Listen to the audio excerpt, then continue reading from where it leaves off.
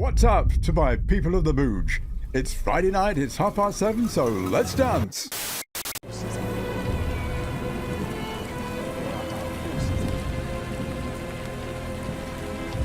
there another agenda at play?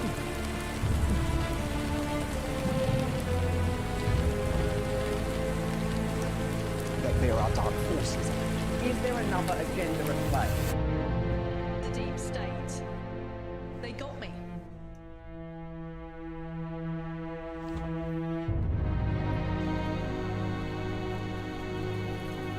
The deep state. Is there another agenda at play?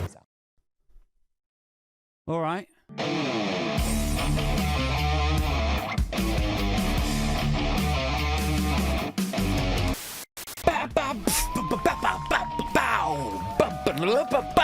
Ladies and gentlemen and everything in between.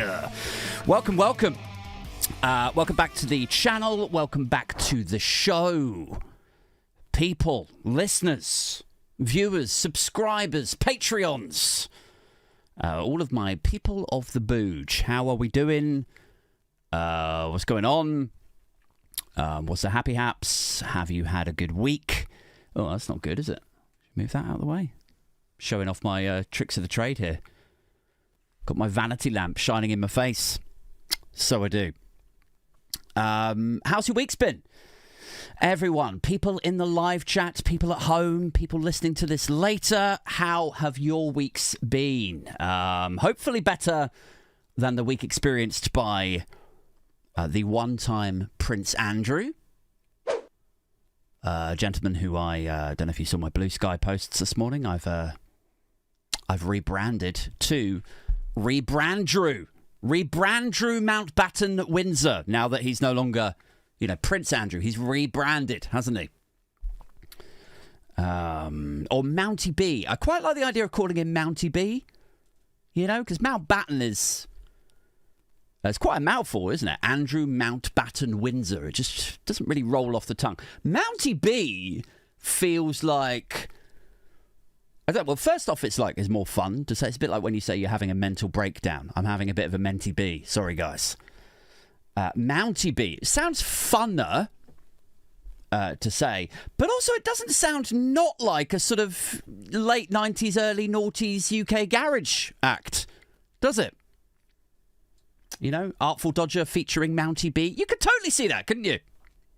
And, maybe now that he's his previous careers as a upper circle royal member, as the uncle of the future king, the Queen's favourite son, not Camilla, the real Queen.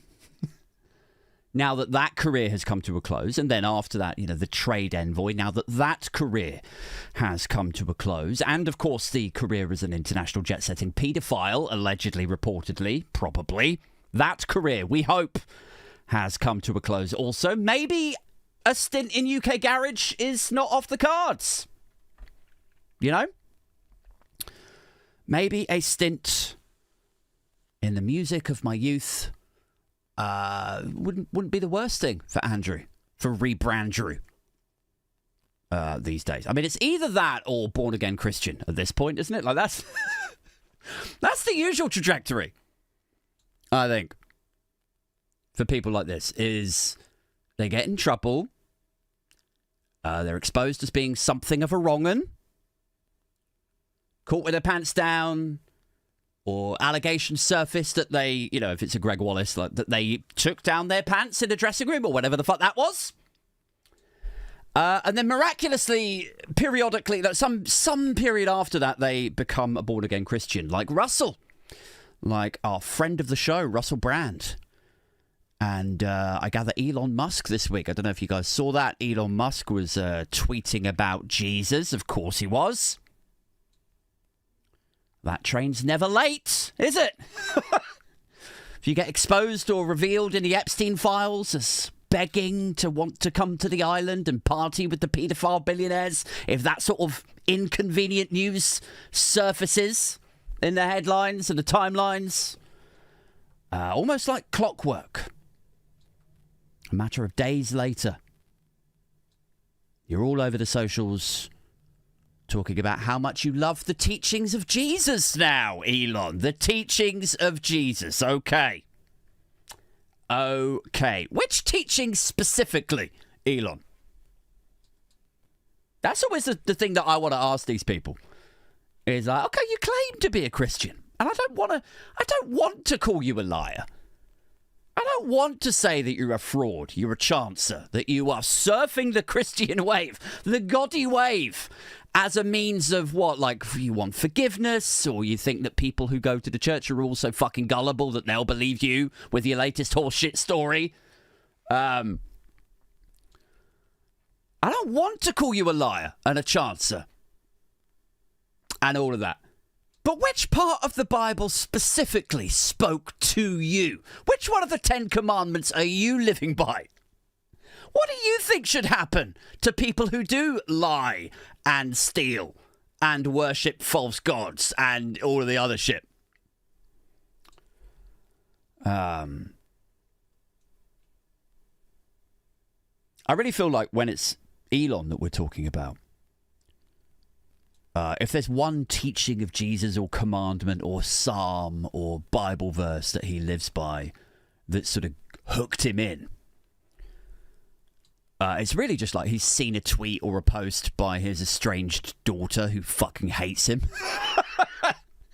And he's like, well, hang on a second. I'm sure it said in like the Bible, honor thy father and thy mother. Like, you're supposed to honor me. You're supposed to worship me. Like, that's it. That's enough for him. I like this Bible thing. It's speaking a lot of sense to me.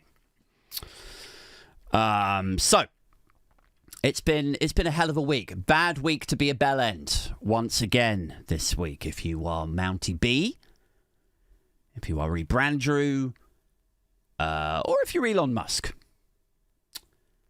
What else has been going on, though, guys? It is a pre-recorded show tonight. I'm very, very sorry to have to do this to you. I have had to pre-record this in advance because my other half has run away for the weekend again. She's deserted me. She's had enough. She ran out the door with our son. And, yeah, they're away. So it's just me and the little one back here in the house. So I had to pre-record this one so I can keep a watchful eye on her, lest she grow up sort of despondent to me, hating me. And then I'm waving my Bible at her, going, you're supposed to honour me. I like the teachings of Jesus. Get back in it. So, yes, apologies if you were expecting a live show, although I'm sure I'm in the live chat, typing away from the breakfast bar while the little one runs riot. I mean, it feels a little bit remiss to be talking on the podcast about like other stories. Like, what else has happened this week? Let's find some other stories I mean, it's all about Andrew, isn't it? This week, it's all about Prince Andrew. I've been watching or listening or reading quite a lot of coverage about this, as I'm sure each of you have as well. And it's astonishing how many people, like thought leaders, journalists, politicians, whoever, have been saying, oh, there's no way back for him after this. There's no way back for Andrew after what he's done. What he's like, first off, he's not being questioned or arrested or anything about the things that he actually did. There's no police questioning going on with regards to him having sex in trafficked children. That's not happening. He'll probably get away with that. He's actually being questioned, isn't he, about like corruption in public office or something. That's the thing that they care about. I mean, it's really quite a jarring, topsy-turvy world, isn't it? That you can do the kinds of things that Epstein and Andrew and probably Trump have done and got away with, but the thing that they'll actually pull you up on is whether you sent an email that you weren't supposed to. Like, how would you feel? How would you feel if you were one of the kids and finally you see Andrew led through the gravel driveway of whatever fucking stately home he's been banished to, and you're like, yeah, that's what you get. It's good to see you finally getting arrested. Oh, You're going to speak to him about the email that he sent that you wish that he hadn't sent. He's in trouble for the emails, is he? Right. Emails and clumsy, corrupt telecommunications are apparently of greater consequence, greater importance, more wider judicial disgust than kidnapped children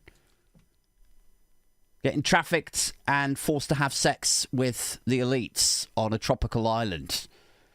But yeah, I've seen a lot of people say there's no way back for him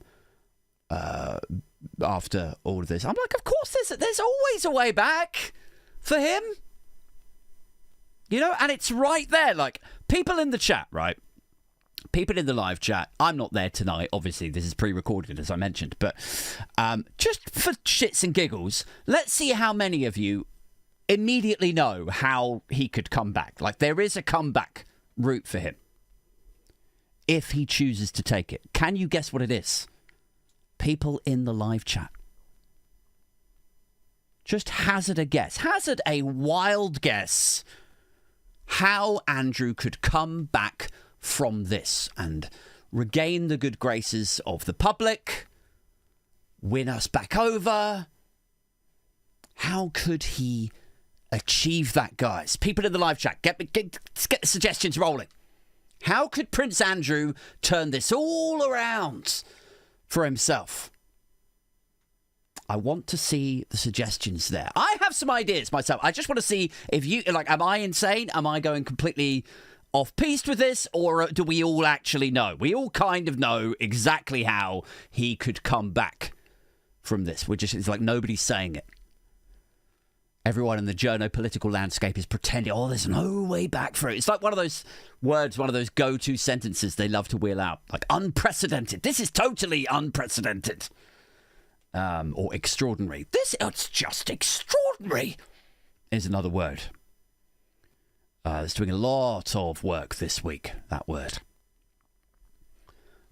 Here are my ideas. This is how I think Prince Andrew could make a comeback from now onwards, and it would work. Okay?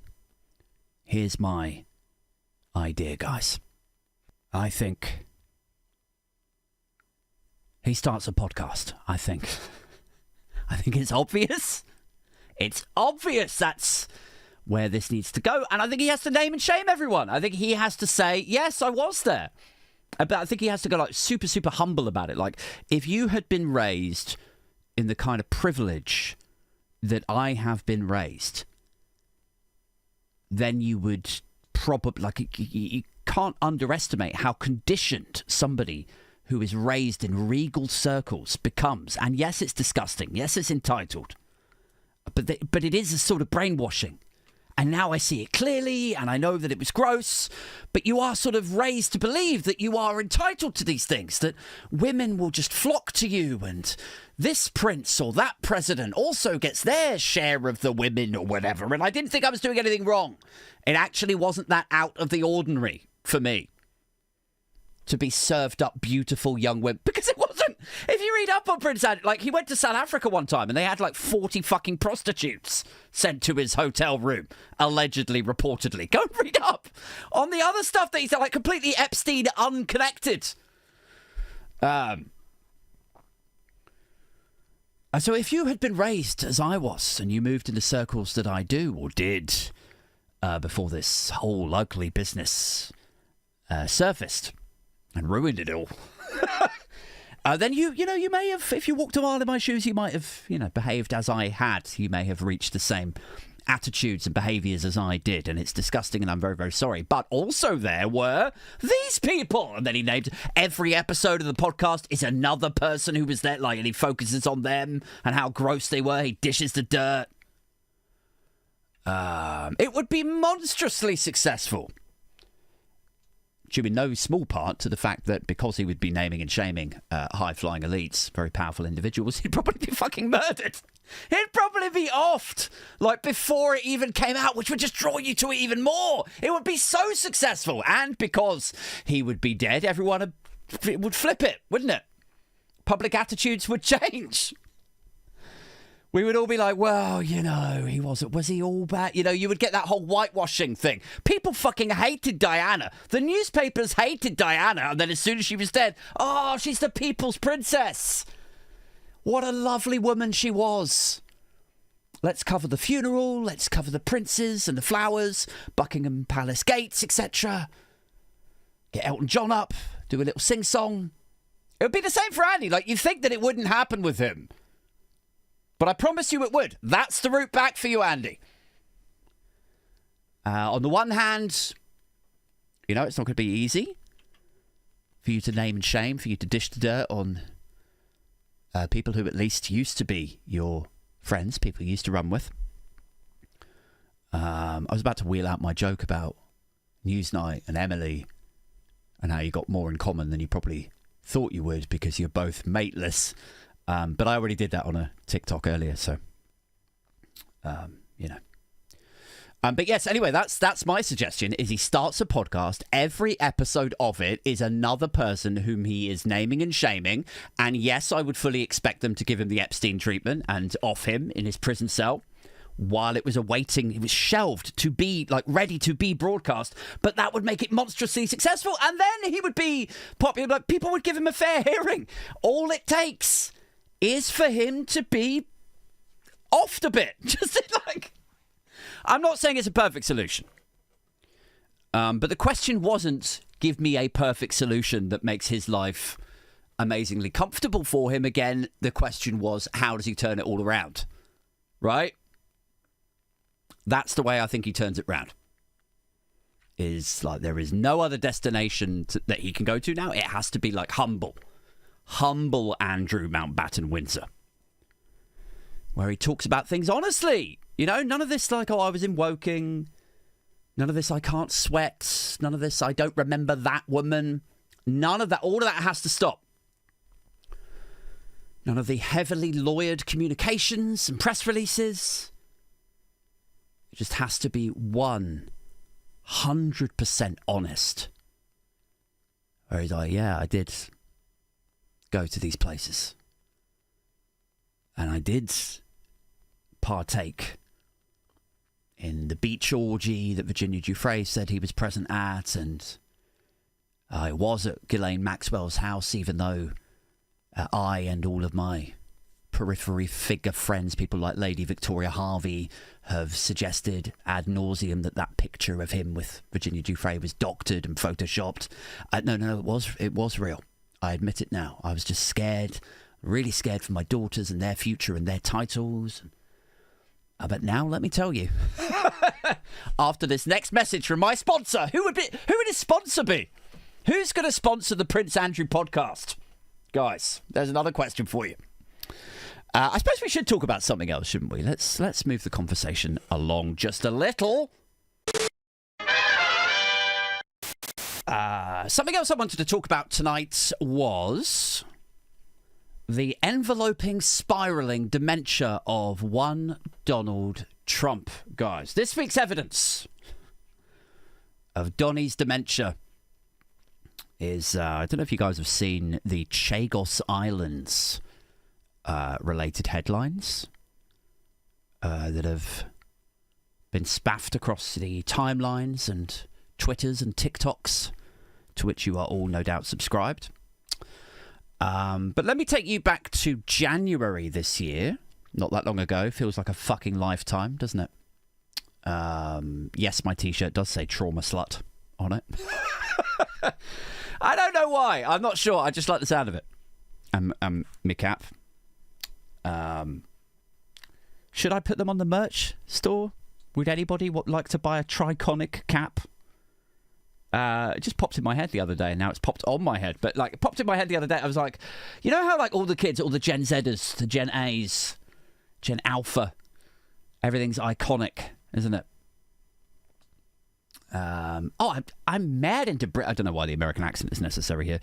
I'm mad into Britney. Yeah, she's iconic. She's just iconic is a word that they all love. I thought triconic. It's a bit more try hard. I thought that, made me laugh. Anyway, so back in January, The Chagos Islands became a talking point in right-wing circles, right? BBC News, Sky News covered it also. But mostly, like, right-wing figureheads, pundits, coin-op cunts were clapping their gums about it, saying it's the surrender deal, Keir Starmer's surrender of the Chagos Islands, etc., etc. And Farage had one of his boys put a word in Donny's shell-like, so then Donald Trump started clapping his gums about the Chagos Islands. And he said something on Truth Social about, like, I like Prime Minister Starmer, but this is a weak move by the UK government. By the woke, wilted, lily-livered left. Bloody communists. Bloody lefties was the sort of vibe. I like Starmer, but he's weak on this. And he did that because some sort of, cunt whisperer in his ear. Farage had prepped this conversation, and Donny went out and duly retailed it to the masses. And then a few weeks later, one of his trade and like international relations diplomat types, maybe an ambassador or someone, sat Donny down and explained to him why these islands actually do need to be handed over. And so then, like a couple of weeks later, maybe 10 days later, Trump puts out another tweet on Truth Social, or a tweet, or a truth, whatever the fuck they're called. Trump backs Chagos handover deal, says number 10. This was evidenced again by, a post to his social media network.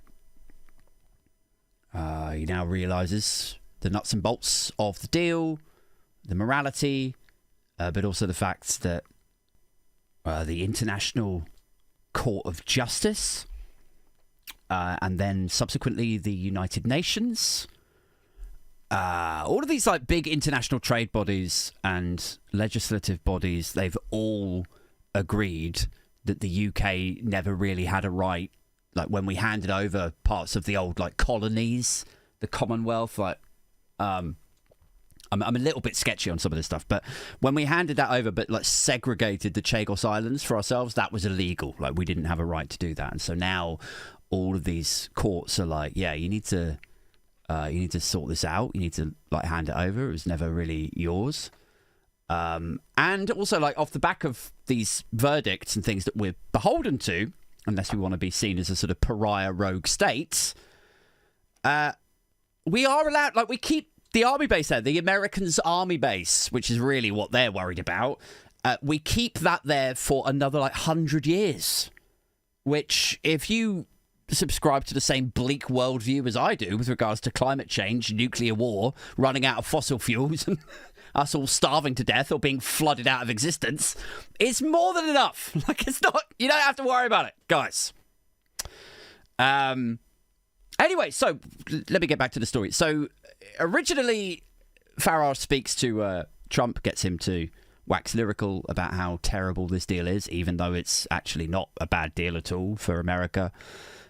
Trump goes on the record and says this is a terrible deal. Somebody explains it to Trump, says why it's not a terrible deal. Trump says, oh, I understand now. It's not a terrible deal. And now, as of this week, only 2 days ago, Trump is back on the case. A total 180. Do not give away Chagos, Trump tells Starmer. Like, how do you explain this sort of back and forth? Has nobody actually, like, I guess really what it is like, you can sit down, you can explain it to somebody who is really really struggling with dementia. And probably they'll see sense. They'll probably understand it. In the moment. On that day. Maybe even that week. But maybe like after a few days or even a few hours, like they lose that memory, or they kind of remember a conversation about it, but not really the substance of it, which, substance was never this strong point in the first place. But I guess what I'm saying is like, I'm asking a question, really. Is this evidence of Trump's rapidly escalating dementia? Guys. Because I don't know how many of you watch David Pakman's channel. I think I've spoken about him before, but he's had a couple of neural specialists on where they talk about dementia.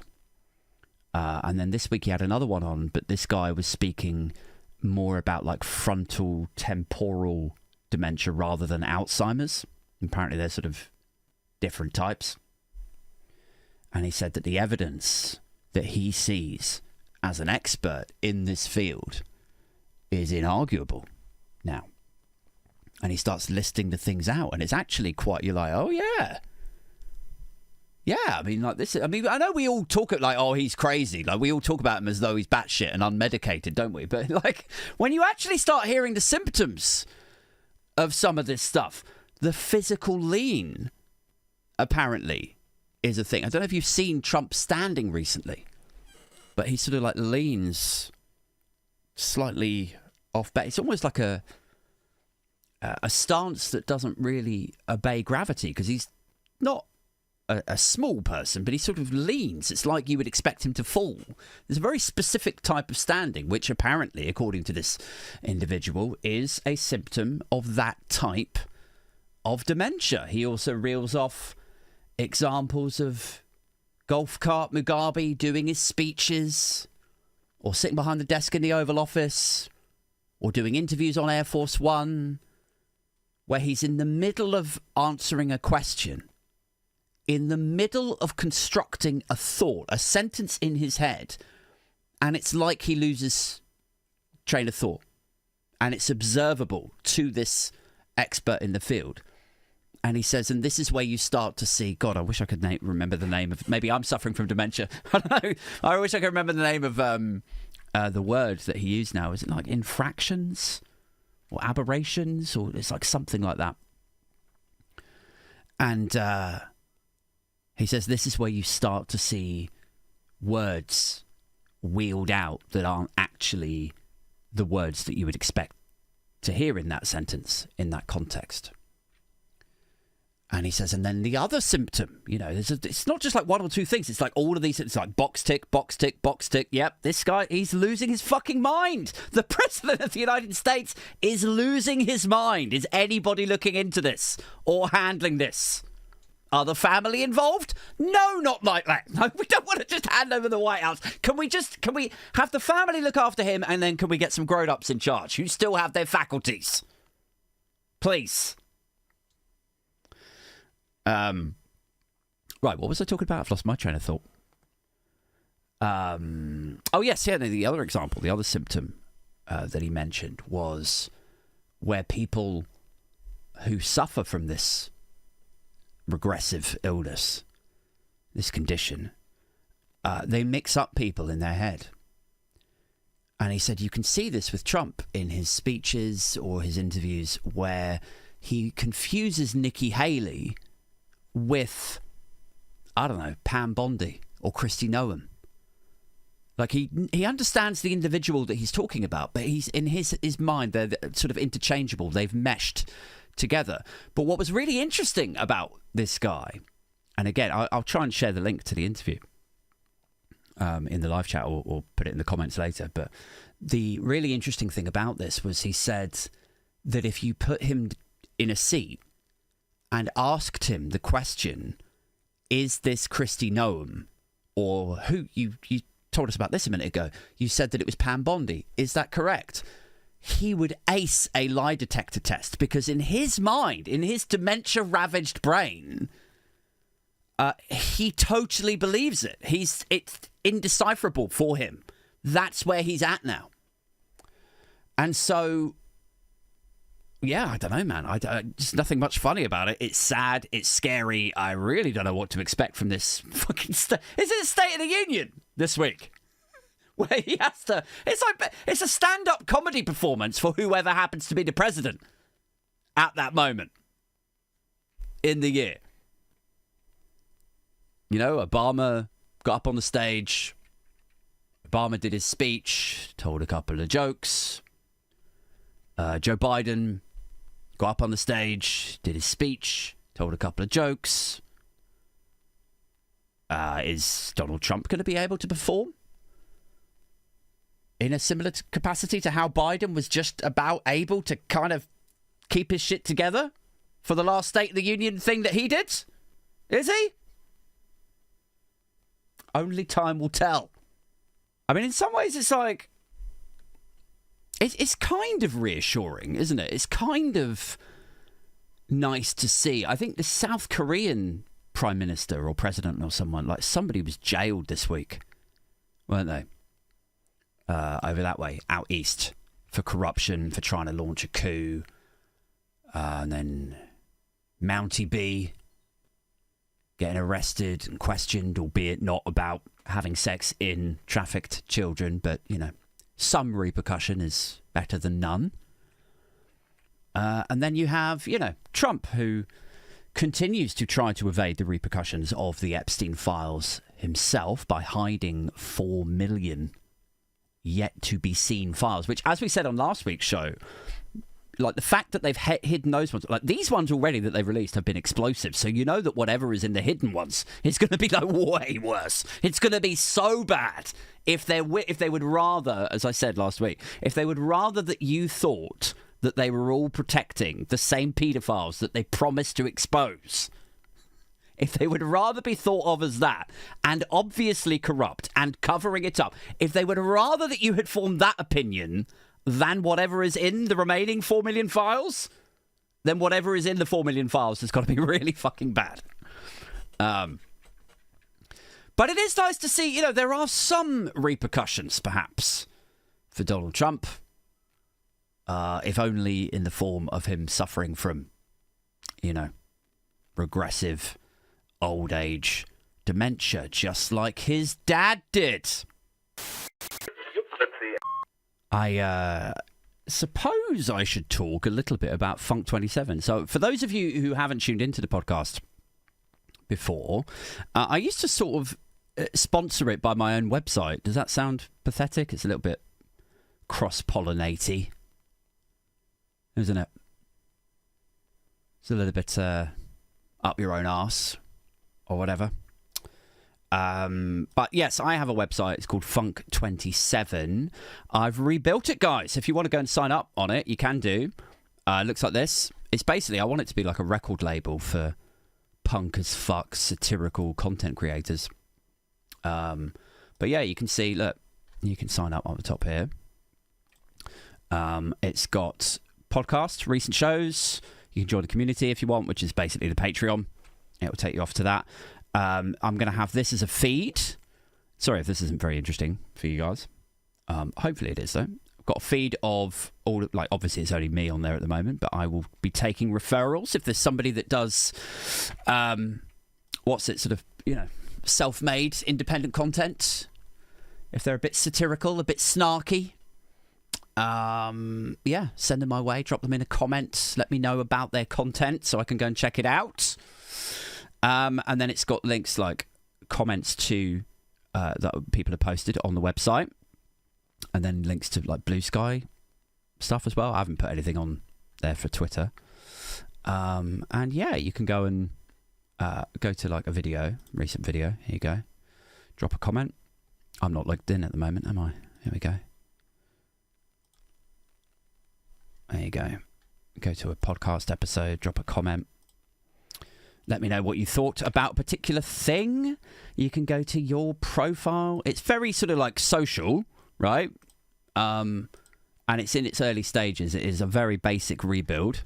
But it's there. You can sign up. You can comment. Eventually, what I'd like to do is get it to be like the home of when we're doing like live shows. I'll put a poll on there. Every week you can see, look, hold on, I'll go back to the at time of recording. You can see there's a countdown to the next show. Time till next show. 0 days, 7 hours as I'm pre-recording it right now. Anyway, you get the idea. Go and sign up on Funk 27 if you would like to. It's funk-27.co.uk. First few sign-ups members I will sort of verify. So you get a little blue tick badge at some point when I get around to coding it. and all of that stuff. Right, let's get back to the podcast proper, shall we? Let's talk about some newsy shit and piss. Okay, so we should probably talk about reform a little bit this week, right? Rupert Lowe, former Reform MP, the MP for Great Yarmouth, at least for the moment. I don't think he'll hold on to that seat. If there was a by-election tomorrow, his new political party that he's just launched would not win that seat. So I don't know what that does to this new political party that he started, that Elon Musk is so excited about. But yeah, Rupert Lowe launched his party this week, and that's sort of nipping at the heels with Farage and Reform in exactly the same way as Farage used to do to the Tories. Like, it's kind of, if it wasn't so serious, it would be fucking hilarious to see like the visage of somebody doing to Farage and his sort of, you know, de facto opposition party now. To see somebody do to him what he did to the Tories is almost poetic, I think. But that's been a thing that's happened this week. Rupert Lowe's launched his thing, his new party. In response to that, Farage can never let the limelight go on somebody else, certainly not anybody else with whom he gracelessly fell out by accusing them of doing God knows what and getting HR involved and ostensibly sacking him. He can't let Rupert Lowe have the limelight. So instead what he's done this week is he's announced his shadow cabinet. Whoa! Are we all excited? Are we all jazzed about the Reform Party's shadow cabinet, guys? I know I am. I'm not sure much of the right-wing ecosystem and our least favourite mediums of tedium are particularly chuffed about it, especially not Zia Yusuf, who's actually in Reform. It's quite funny, like, Zia Yusuf is hugely unlikable, right? Can we all agree on that? Is that, like, he's so unlikable that people who say that he's unlikable become actually perversely more liked. Like, you like me more for saying that he's unlikable, don't you? But he is not an elected MP, and yet they've put him in this shadow cabinet. Leanderthal, who has been with Reform for quite a while now, he crossed the floor hilariously, as we've mentioned several times on this show. He was telling anyone who would listen, a matter of weeks before, he was like, Reform are offering Conservative MPs £100,000 to cross and defect and join Reform. They're offering to pay people to defect $100,000 a pop. And then a matter of weeks later, he was like, I've decided to join Reform, guys. It's like, okay, that's really interesting. Really interesting, Lee. How much are they paying you? So he's been with them for a while. Richard Tice has obviously been with them for a while. He's basically Farage's right-hand man. And yet, Zia Yusuf, Lee Anderson, Richard Tice, all of them just get out of the way, guys. This is Jenrick's show now. Robert Jenrick, who's only been with them for like a couple of weeks. He is going to be the shadow chancellor. So if they are elected to form His Majesty's next government, Robert Jenrick would be immediately promoted above Zia, Richard, Suella, all of them. And to really rub salt into the wound, Zia Yusuf, who has made it, you know, it's no secret how, what's the word? Dimly he looks at the idea of it just being a retirement home for failed Tories. You know, he's not a fan of that. He's like, we're not just going to endlessly welcome in failed Tories, and then Farage will go ahead and like welcome in a few more failed Tories. But basically the whole cabinet is like failed Tories now, isn't it? Like Zia Yusuf used to be a Tory donor himself, I gather. Richard Tice used to be a Tory donor. Suella Braverman was obviously a Tory Home Secretary until she was sacked. Robert Jenrick was a Tory Justice Minister and Immigration Minister Did he ever make it to Home Secretary? Can't remember if he did. Shadow Home Secretary, maybe. But obviously, clearly, also a Tory. Lee Anderson, a Tory. Nadine Dorries, a Tory. Sarah Potchin used to be a Tory. Like, what does that do to Zia? Poor, exhausted Zia. Pipped to the post by one of those failed Tories whom he said they wouldn't accept any more of. How long do we think Zia Yusuf is going to stick around for? Do we think he's going to be one of the first to defect to Rupert Lowe's new political party? And then perversely, kind of conversely or inversely, he becomes the first failed reformer to defect over there. Maybe he'll get 100 grand for doing that. I don't know.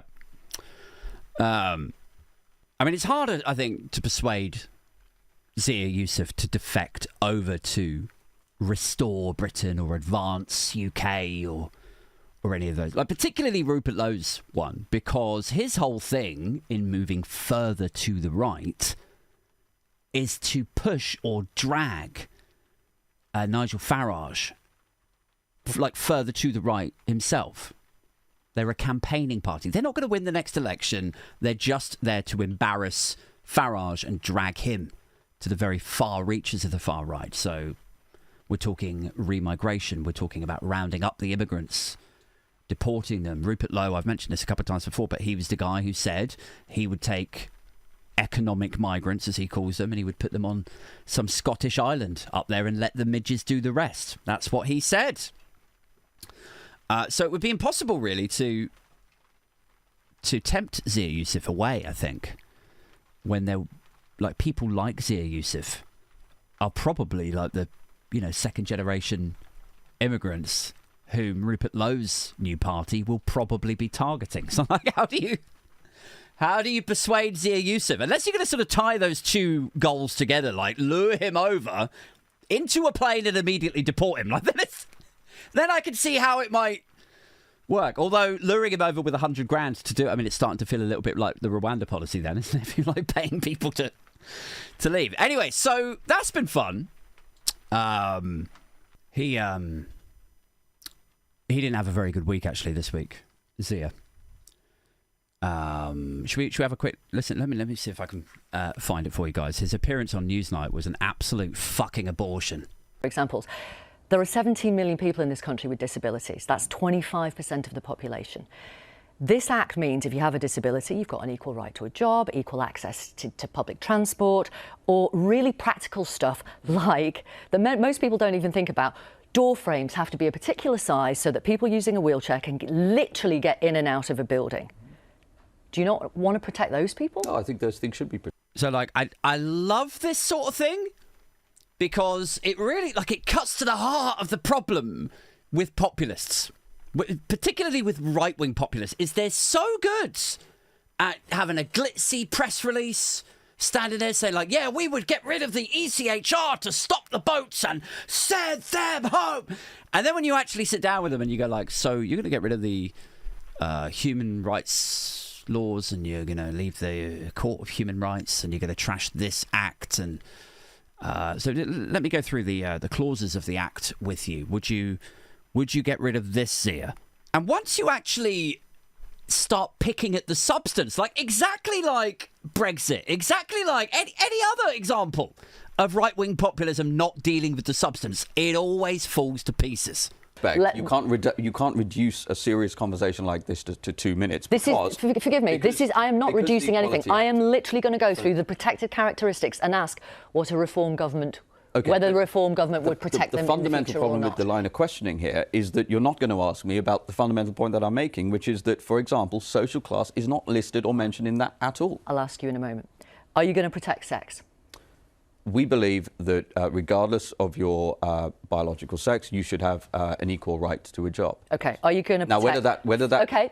I'm sorry, we've got a list here. Okay. And look, I'm not going to go through the whole interview with you, but you get the idea, right? It's like you want to get rid of this piece of legislation. You want to get rid of these protections. So does that mean... So you don't want women to be protected any longer in the workplace? What about people who come from a different, like a religious background? What about a black guy? What about this person or that type of person? And every time he's like, yes, yeah, we would protect that. And then it's like, well, why are you getting rid of it then? If these are all the protections that you also agree with, what's the fucking problem?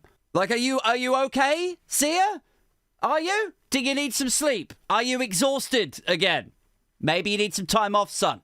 Lucky for you that the employment legislation that you're threatening to get rid of, it gives you the right to have some time off from your limited company employer. Right, we've got time for one more story, guys. Should we do a weird news story? Let's get into it.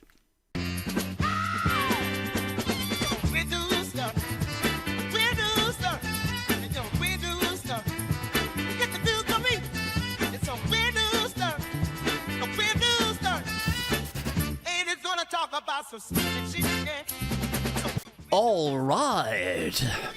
Now, sometimes, guys, it can feel like you live in the most ridiculous country in the world, can it not? With our rabid and frenzied and frog-boiled press, unregulated, free to lie at will, social media creating a disinformation frenzy that will probably spark civil unrest sometime this year. Again. Princes, or former princes, being questioned about things that aren't actually as serious as the thing that they should be getting questioned about. It's a bit of a clown country that we live in, but it could be worse. We must be thankful for small mercies, guys. Like we have the NHS, right? We've got the National Health Service. If something goes wrong, you can dial a number. And ideally, a paramedic or an ambulance, something's going to turn up, take you safely back to the hospital. It will be driven by professionals, by paramedics who will take you to doctors and cure you of your ailments, in theory. It doesn't always pan out like that. But it pans out like that more often than this other country we're going to quickly take a look at. Wild pursuit in a stolen ambulance has an even crazier ending as the driver emerges from the driver's seat naked. So a joyride of an ambulance and the driver ends up detained naked. Why is he naked? Joyriding an ambulance? I don't know. That scene playing out in Wood County last night. A Wisconsin Rapids paramedic had already loaded a patient into the ambulance when a bystander jumped into the driver's seat. Oh, fuck. Like, there's a patient in the back as well. There's a patient in the back of the ambulance. And it gets hijacked. It gets joy-ridden by a naked man. Guys, imagine that's you in the back of the ambulance. And you think that you're, like, having a heart attack. And then as you're being, you think, dropped off at the hospital, like, the heart attack isn't even the worst part of your day. The heart attack is like, I'll take a heart attack that I may or may not survive from. I'll take that over having a heart attack in an ambulance, joy-ridden by a fucking naked guy. Paramedics in central Wisconsin had to hop off for their own safety as the ambulance sped away. Unreal. Isn't it? Aren't paramedics on, like, the Hippocratic Oath? Is that just the doctors? And the paramedics are just free to go, like, do you know what? I can ditch this guy. I don't fancy sticking around here in this love bus that this ambulance has turned into with a fucking weird, homeless joyrider, naked dude. I think he'll be all right. I think, yeah, he'll be fine. Like, they just ditched him. They just fucking ran away for their own safety. What about the safety of the guy having a fucking heart attack in the back or whatever? Correct that. A male stolen ambulance, right? 10-4, there is a patient in the back of it. I mean, if that was, like, in the UK, it'd be NHS, right? So to some extent, you'd be like, well, cheap. Tax-funded. But in America, they don't have the NHS, do they? It's just like private healthcare. Like, if I was paying for private healthcare and then this happened, I'd be cross. I'd be cross about that, guys.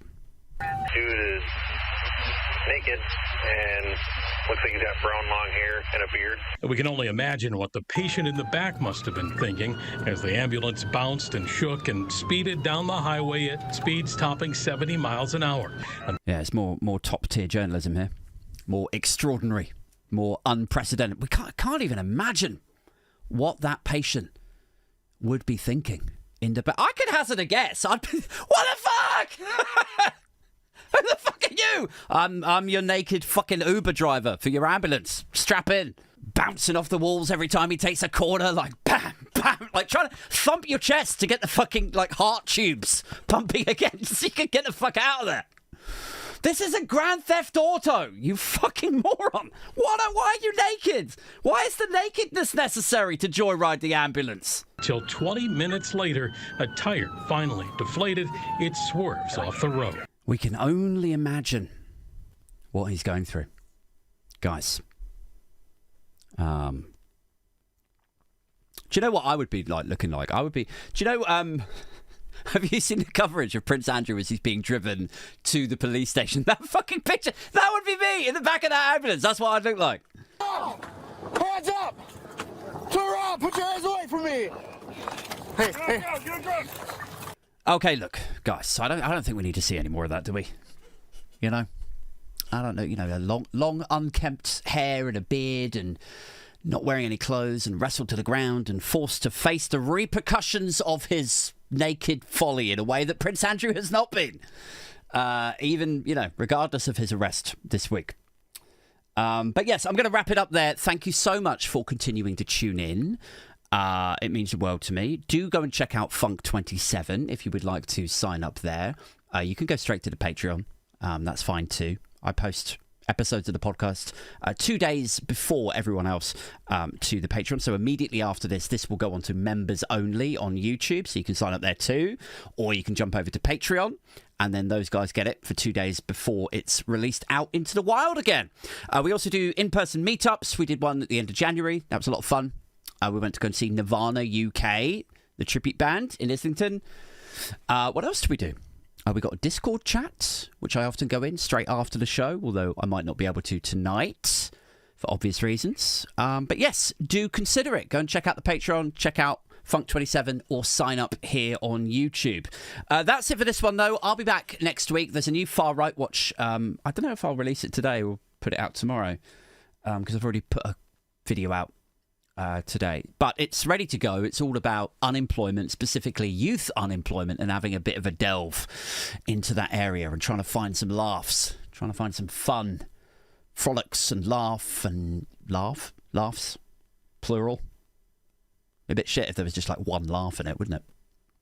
But yes, anyway, that's it for me. I've got to go. Take care of yourselves. Keep it booge. Keep it influencer. And of course, we are out this motherfucker.